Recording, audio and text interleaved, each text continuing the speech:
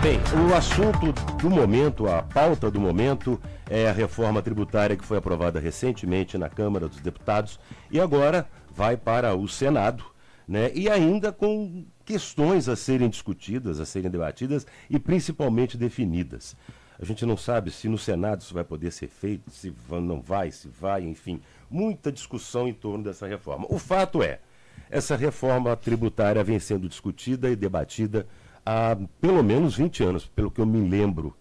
Mas, da forma como ela foi aprovada agora, gerou críticas, inclusive da parte de vários economistas, empresários, de algumas pessoas da sociedade também. Mas o governo aprovou essa matéria e está comemorando, inclusive, porque é um passo dado dentro do que se propunha, fazer uma reforma no sistema de tributação no Brasil. Que é uma vergonha, né? Isso aí é inegável, todo mundo sabe disso. Nós convidamos para falar um pouco sobre isso e debater essa questão, e eu quero deixar bem claro aqui já de uma vez que nós não vamos debater questões nenhuma ideológicas. Por isso, nós convidamos um técnico, o professor, doutor de economia, professor da UFJF, que está conosco aqui hoje, o Wilson Rotatori. Professor, antes de mais nada, obrigado por ter aceito o nosso convite. Bem-vindo. Obrigado, bom dia a todos os ouvintes da Transamérica. Eu estou muito feliz em retornar aqui, né? Que bom. Já tive algumas participações no programa, é sempre um prazer estar de volta. Pois é, por isso que eu quis convidá-lo, exatamente, porque eu quero deixar bem claro, tirar esse viés ideológico dessa questão. A gente tem que discutir a questão técnica. Os pontos polêmicos desta reforma tributária que foi aprovada. Primeiro deles, o que muito se discutiu, a forma como ela aconteceu. A aprovação em 2 turnos, numa única noite, e não houve uma discussão com a sociedade de forma ampla e com a indefinição de várias taxas, né, vamos dizer assim, de vários valores ou incidências de impostos, enfim. Como é que isso se deu e como que você, como economista, vê isso, professor?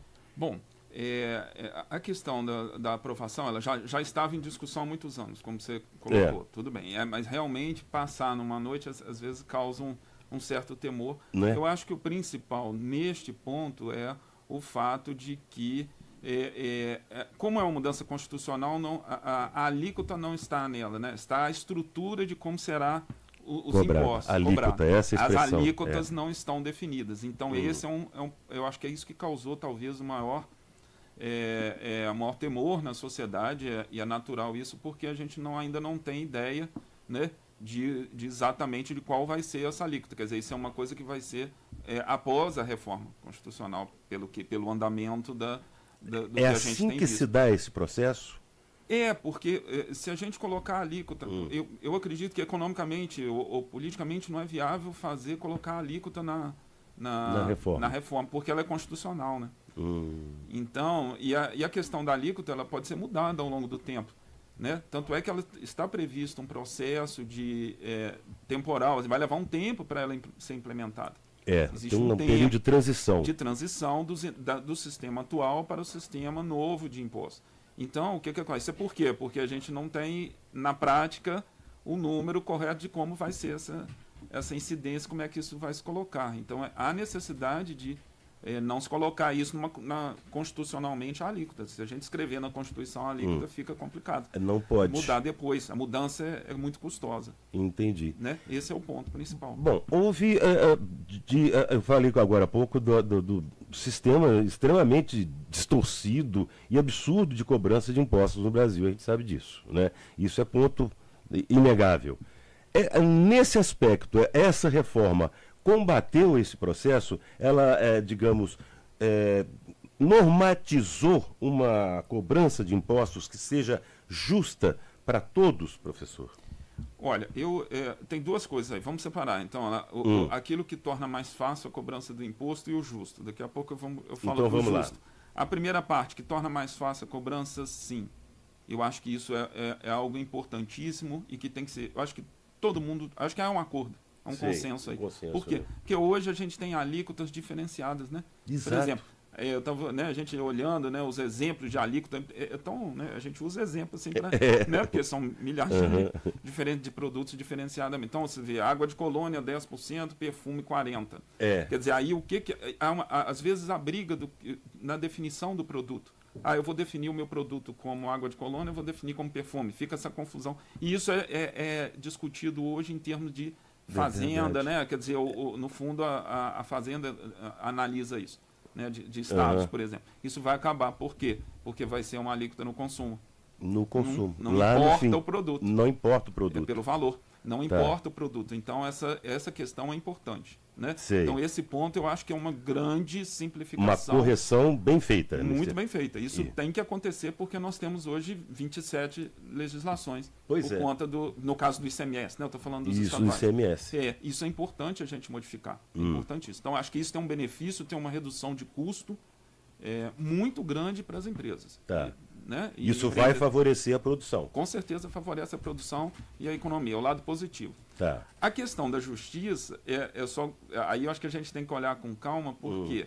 Porque ela vai ser, esses impostos vão ser cobrados pelo valor agregado, né? Isso. Então, por exemplo, é fácil eu medir esse valor agregado, por exemplo, numa loja de imóveis, por exemplo, que compra a cadeira da indústria moveleira. Então, ela tem um valor ali que ela agrega ao valor de compra, ela vai pagar um imposto sobre esse valor. Então, se eu comprei a cadeira por 50, vendi por 100, eu vou pagar o imposto pelo valor dos 50. Dos 50. Né? E aí, isso vai estar descontado, porque os outros 50 que é da indústria moveleira, ela já pagou. Né? Quer dizer, no fundo, o que vai acontecer é o seguinte, a loja vai vender e vai descontar do valor que ela arrecadar essa parte da indústria moveleira. Quer dizer, esse é um processo que vai acontecer. A questão é que para alguns setores de atividade, como o setor de serviços, eu não tenho esses insumos. E aí? Aí eles vão pagar, esse setor vai pagar. Eu acho que daí a questão de alguns setores, né, alguns empresários estarem preocupados. E esses setores vão pagar, porque aí o que acontece? O peso dos insumos ali não tem. Não tem como você avaliar, calcular isso. Isso, né? Porque não tem. A grande questão é a mão de obra. Se a gente usar, por exemplo, um exemplo simples, que é um salão de beleza, né? A grande parte é a mão de obra ali daquele valor. Isso. Os insumos, tem insumos ali. Claro que tem. Mas a proporção é pequena. Então, o que vai acontecer? Quando ela fizer a cobrança do valor do serviço dela, da prestação do serviço dela, ela vai recolher a alíquota em cima desse valor. Porque é bens e serviços. É imposto sobre bens e serviços. É contribuição sobre bens e serviços e imposto sobre bens e serviços. Né? Acaba com a contribuição acaba com a PIS, COFINS e com o IPI. E o imposto sobre o imposto sobre bens e serviços, né? E aí a contribuição vai levar ao ICMS e ao ISS que existe hoje. Se eu não tiver enganado, se eu não troquei aqui as siglas da... Mas é interessante, porque aí o que vai acontecer? O setor de serviços vai ficar diretamente afetado e é um dos setores que mais desenvolve hoje, o que mais contribui para a economia, principalmente aqui em Juiz de Fora, não? Isso, na realidade ele é um setor que emprega muito. É a moda mestre. Esse é um ponto. Exatamente, esse é um ponto. Então a gente vai ter que analisar como vai ficar o peso vai ficar isso? Da carga. Só que, efetivamente, a gente só vai saber depois que fizer esse processo de transição do... Meu Deus, essa que é a grande mudança. Quer dizer, a gente... Vamos pensar assim, né? Não foi ainda contraposto, e é o que a gente tem de expectativa que o Senado faça, é pedir que haja mais, digamos, né? Porque é o governo que consegue fazer isso, é o governo que tem a ideia da arrecadação, né? Quer dizer, o que aconteceria se eu começasse a aplicar, tentar simular isso? Não precisa simular, ainda que seja uma simulação, a gente precisa simular, né? O Senado precisaria pedir essa simulação para que a gente tivesse uma ideia para definição, pelo menos, da alíquota lá na frente. Pois é. Que não está sendo definida agora a alíquota, é a forma como será feita. Né? Esse é o grande problema, mas será que o Senado vai ter essa coerência de fazer essa simulação, pedir isso e discutir dessa forma? Porque o grande temor que eu tenho percebido aí conversando com pessoas, principalmente do setor de serviços, salões de beleza e tantos outros aí, é prestador de serviço como borracheiro, né? Como, a grande preocupação que eu tenho visto com eles é a seguinte: e se aprovarem lá no Senado do mesmo jeito que aprovaram na Câmara, como é que a gente fica? Nós vamos sair prejudicados. Eles vão hoje pagar. Mas agora a gente precisa... É difícil, porque eu sei. Mas olha só, também é o setor hoje que mais emprega, que mais... Ele inclusive tem a maior participação no PIB. É o setor de serviço. De serviço. Então, assim, a tributação vai para ele. Mesmo. Vai incidir mais sobre... porque é ele que está gerando mais. Ele que está gerando mais. Vamos pensar assim, a base de incidência, a fonte de receita que eu tenho maior hoje seria o serviço. Quando a gente definiu esses impostos lá atrás, né? Era o setor, era a indústria. Era a indústria, exatamente. Hoje, por isso que mudou. o IPI era o imposto. Imposto a produto industrializado. Industrializado, justamente. Ele era o imposto que... Mas isso por quê? Porque isso foi há 50 anos atrás, que a indústria estava crescendo. Quer dizer, naquele momento da reforma, o grande salto, a grande agregação de valor, a base de incidência melhor do imposto era realmente a indústria. Hoje mudou. Mudou totalmente. Mas não tem como a gente continuar. Esse é o ponto. Essa questão da justiça que é o... será que isso não vai prejudicar a produção do setor de serviços? Eu acredito que vai haver uma incidência e um encarecimento dos serviços. Por outro lado, pode ser que a gente tenha uma redução pela estrutura de custos do lado dos demais setores produtivos. Sim. E aí isso acaba compensando. Mas isso que a gente precisa estudar para essa carga tributária, porque tem esse lado. Né? Quer dizer, precisaria ter uma ideia do que acontece. Tudo bem, então eu vou estar tributando mais o setor de serviços hoje, né? Quer dizer, tributando no seguinte sentido: como a alíquota é única e vai recair pelo valor que ele agrega, como ele agrega muito valor, ele vai pagar. Vai pagar. E não tem insumo para ele descontar. Não tem muito insumo. Ele não tem, pois é. Então ele vai pagar o maior valor. Agora, a questão é essa, quer dizer, teria que simular isso, né, hoje, para ver se esse peso, né, porque também, no momento hoje, essa base é maior sobre a indústria, sobre... E aí é que está. A gente teve, ao longo dos anos, o serviço não paga tanto imposto, não está acostumado. Vamos pensar assim? Exatamente, esse não está. Ele não está acostumado. Ele não é afetado nesse aspecto. Ele não é tão afetado nesse aspecto. Ele paga, mas não é tão afetado. O ISS é um imposto que muitas vezes é baixo. Muitas prefeituras, até a título de incentivo, zeram a alíquota. Isso vai acabar, porque eu vou ter uma definição de alíquota e aí isso vai incidir. Não vai ter mais esse ponto. Essa que é a questão. Quer dizer, é um setor que não está... Eu não estou sendo contra. Eu sei. A minha intenção é exatamente essa. É botar essas questões na tela, para todo mundo imaginar. Para todos os cada um avaliar. Eu não estou dizendo que eu sou contra o setor de serviço, não é isso. Absolutamente. Não. Eu só estou mostrando que o fato é o seguinte: muitas vezes o ISS, que é o tributo, tem a alíquota zerada para as prefeituras fazem isso e tal, né? Algumas prefeituras e tal. Então, o que vai acontecer? Isso não vai ter mais. Aí ele vai pagar essa alíquota, que seria pela prestação de serviço, na agregação do valor que ele tem, ali ele vai pagar. Porque, na realidade, ele é um imposto sobre consumo. O fundamental é que é esse. Olha, eu consumi o serviço. Eu fui lá no salão de beleza. Eu fui lá numa consultoria financeira. No borracheiro. Exatamente. Eu paguei pelo serviço, vai ser tributado aquele valor. Sobre o consumo. Aí ele não tem que descontar, incide mais sobre o produto. Com certeza. Com certeza. Professor, outra questão. Ontem até me perguntaram, pergunta isso, já que você vai tratar desse assunto amanhã.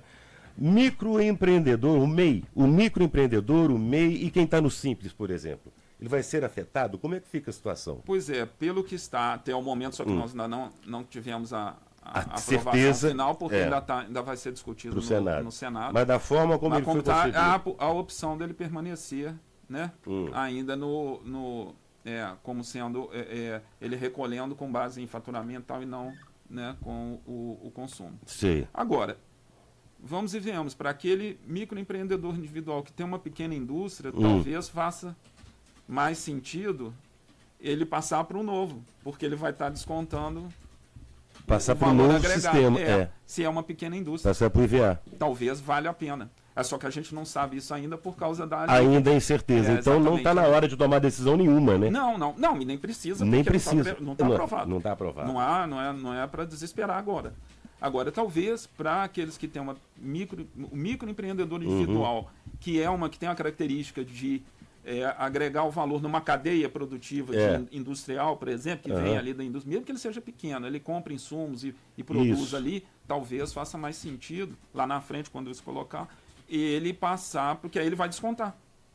Né? Porque o que vai acontecer? Ele vai recolher o imposto no consumo, mas aí ele vai desconta o imposto que já foi pago nos outros, nos insumos que ele comprou. Ele pode descontar o valor do imposto que foi pago. Então essa que é a ideia do valor agregado. Então eu acho que agora para o microempreendedor que é serviços vai entrar no outro sistema lá, vai ser enquadrado da mesma forma. Vai ser enquadrado da mesma forma. Gente, nós estamos aqui com o professor da Faculdade de Economia, Wilson Rotatório. Nós vamos até esticando um pouquinho a entrevista, porque nós estamos tentando esmiuçar um pouquinho, né, o que foi aprovado na reforma tributária que o governo aprovou recentemente. Uma outra questão, professor, o IPTU e o IPVA. Como é que fica essa questão? Porque já foi dito que o próprio município vai definir a questão do IPTU, né, por decreto, e não mais da forma como é hoje, que seria hoje, né, pelo índice tem um índice que é aplicado. E o IPVA também, o Estado estaria aplicando da mesma forma por decreto. O que isso significa? O que isso representa? Bom, em princípio eu acredito que o IPTU continua como ele do mesmo jeito. Porque, na realidade, é feito, pelo menos no caso aqui de Juiz de Fora, é feita uma base de avaliação dos imóveis e aí uma incidência de alíquota. Agora, essa alíquota está definida em lei municipal, né? Né? Então, essa é uma questão do município. Tá, eu então acho que não agora, vai afetar. A questão do IPVA existe agora a possibilidade da cobrança que não existe hoje, mas que é sobre alguns, por exemplo, aviões, né? Aviões, barcos. Barcos. Que eu acho que é justo cobrar, né? É justo, por que não? É um imposto sobre, sobre a manutenção. Assim, se é uma questão de transferir renda, eu quero transferir renda, então eu vou cobrar de quem tem mais, quem tem dinheiro para comprar um barco, quem tem dinheiro para comprar um avião e... aí vai ser. Isso aí vai ser enquadrado. Mas aí é uma questão estadual, né? Cada estado vai ter o seu. Eu acho que não entra, porque o que entra aqui é realmente é importante ver isso, né? Que é o ICMS e o ISS. E o outro lado, o IPVI. Desculpa. IPI. É muita sigla, né? É muita coisa, é muito I. O IPI e o PIS/COFINS. São esses que estão entrando o resto, assim, há essa possibilidade aí da questão do IPTU, mas assim, ela já funciona em algumas cidades dessa maneira, né? E é uma legislação municipal, não é? Não é. E isso pode afetar, por exemplo, a tomada de crédito por parte de empreendedores, por exemplo, junto aos bancos na hora que isso entrar, porque com certeza isso vai mexer também na taxa de juros, não? Eu estou enganado?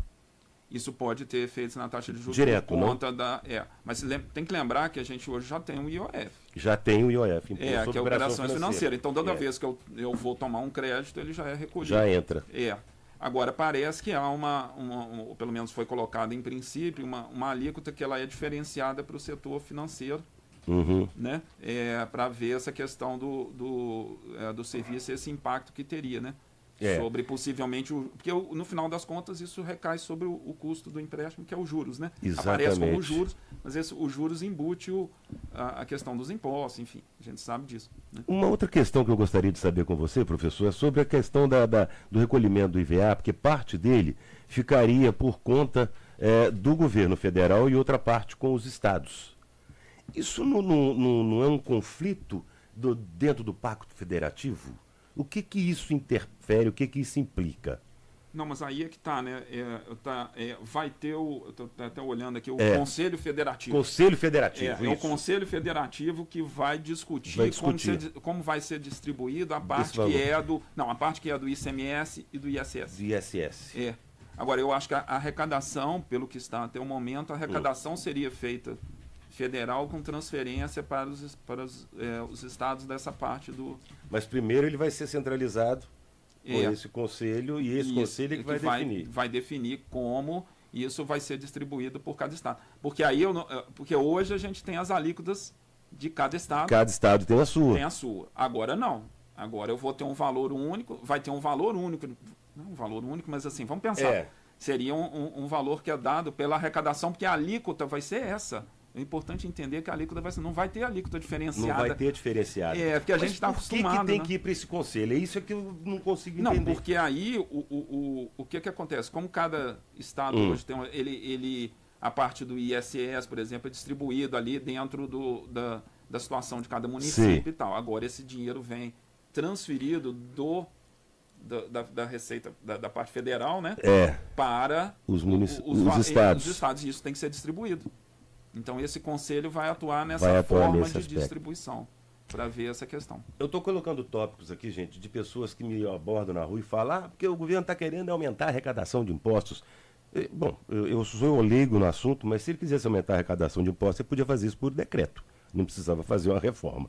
Tô certo ou isso, tô errado? Ele pode mexer em algumas alíquotas. Então não vem com essa história, não. Então não é por aí. E é um assunto, é um tema, como deixou muita brecha, né, professor? Vai gerar muita fake news esse negócio. Já está gerando. Pois é. Não, é importante a gente ter em mente o seguinte, que, bom, pelo menos a grande ideia de que ela seria neutra em termos da arrecadação. Ou seja, no total da arrecadação, ela seria neutra em relação ao que a gente tem hoje. Tanto é que ela está sendo feita devagar, justamente para você ir ajustando e vendo gradativamente. Gradativamente, para eu ver como é que fica essa arrecadação. Então, gradativamente eu vou fazendo para eu chegar lá no atual nível. O último dado que a gente tem de 2021 é em torno de 33% do PIB, que é a arrecadação total. Professor, eu vou te convidar para voltar aqui em outra oportunidade para a gente falar mais sobre isso, porque muitos assuntos vão surgir, muitas perguntas eu vou relacioná-las aqui e vou te convidar novamente. Porque nós não vamos esgotar isso aqui em 20 minutos de jeito nenhum. Já até extrapolei meu horário aqui contigo, mas eu quero agradecer imensamente a sua participação aqui e os esclarecimentos, tá bom? Eu que agradeço a oportunidade, estou à disposição para novos convites. É um prazer sempre vir aqui. Muito bem, professor, eu quero agradecer imensamente, tá? Tomar o seu tempo nessa manhã e mais outras oportunidades o senhor virá aqui. Muito obrigado. Eu que agradeço. Professor Wilson Rotatório, da Faculdade de Economia da UFJF, a gente está tentando aqui esmiuçar um pouquinho essa reforma tributária que foi aprovada e esse assunto vai voltar na pauta com certeza.